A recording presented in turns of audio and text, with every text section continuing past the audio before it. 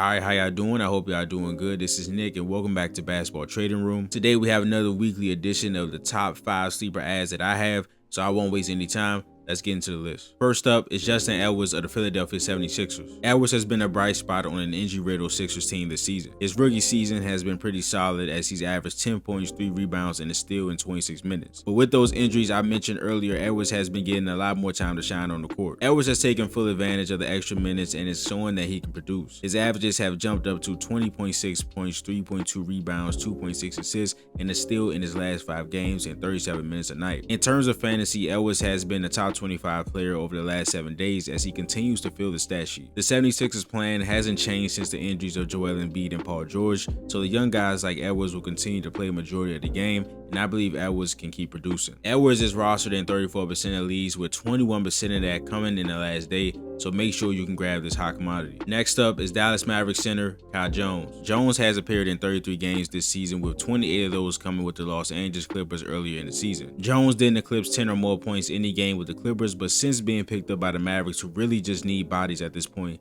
he has done very well in the 5 games there. As a Maverick, Jones is averaging 14.2 points, 8.6 rebounds, and 1.2 assists, and that's been exactly what the Mavs have needed on a team where all their bigs have been out for an extended time. Speaking of their bigs, Anthony Davis returned in the team's match versus the Brooklyn Nets 2 nights ago. Even though Davis is returning, I wouldn't worry about Jones' production for a couple of reasons. One, since AD is just coming back after a long absence, the Mavericks will look to bring him in slowly. This is heightened by him missing the back end of the team's back-to-back just last night. Also, it is well documented that AD loves to play the 4, and Kai Jones allows him to do that. So instead of swapping for each other, the two will have a lot of minutes together. In the game where they both played, Jones played 27 minutes, which was more than Davis. In terms of fantasy, Jones has cracked the top 100 in just 5 games with the Mavericks. Jones is rostered in 21% of leagues, with almost half of that coming in the last day, so make sure you pick him up. Next up is Orlando Magic guard Anthony Black. Black has been getting a lot more time with the injury to starting point guard Jalen Suggs. On the season, Black is averaging 9 points, 3 rebounds, 3 assists, and a steal, but has picked it up the last 5 games, leading the second unit with 14.8 points, 4.6 rebounds, 3.4 assists, plus a steal and a block. Black has also been really efficient in that span, shooting 57% from the field and 43% from behind the arc. As the Magic look to make a push for the playoffs, Coach Jamal Mosey will look to ride with some hot hands. Black has been that on the court and in fantasy as he's eclipsed back-to-back 30-point fantasy nights. Black is a real sleeper as he's only rostered in 7% of leagues, with over half of that coming in the last day. Most will have no problem adding Black, and I don't think they will regret it. Next is Sacramento Kings guard Keon Ellis. Ellis has seen a 9-minute increase in the last 5 games. In 32 minutes a night in that span, the defensive minded Ellis has averaged 11.8 points, 4.2 rebounds, 3.2 assists, and 2 steals a contest. Ellis is the best defender on the Kings team that has really struggled on that end. Interim head coach Doug Christie has realized this.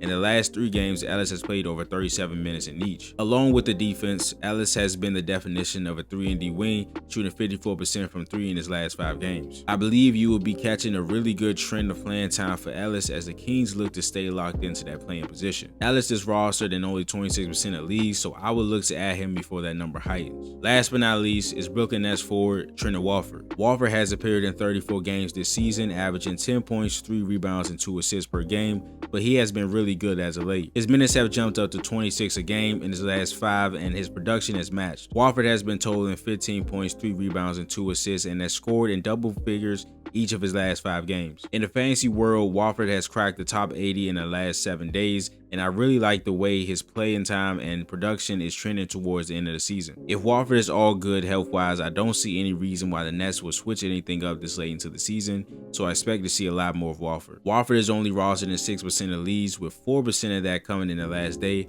so Warford is available for most. But that is the video. If you enjoyed it, please leave a like, subscribe, and comment down below if you like the ads. If you feel like there's anybody that we missed, please leave a comment down below either way. But this is Nick with Basketball Trading Room. I will see you guys in next week's edition. Peace.